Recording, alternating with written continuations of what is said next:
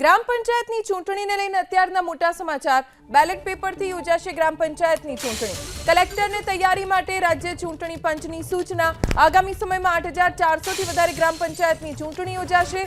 Ballot પેપરથી ચૂંટણી યોજાવા વધુ સ્ટાફની જરૂરિયાત પડે છે।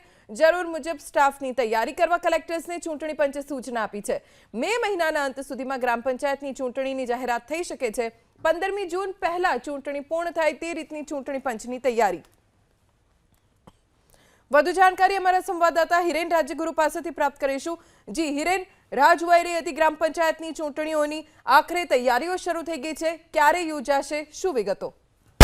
જો લગભગ ધ્વનિ છેલ્લા 1 મહિનાથી રાજ્ય ચૂંટણી પંચ ગ્રામ પંચાયતની જે અટકી પડેલી 8400 જેટલી ચૂંટણી છે ગ્રામ પંચાયતની ચૂંટણી તેને યોજવા માટે થઈ અને તૈયારી કરતું હતું। વચ્ચે ભારત પાકિસ્તાન વચ્ચેની જે તણાવભરી પરિસ્થિતિ આવી તેના કારણે આ કાર્યવાહી થોડી અટકી પડી હતી।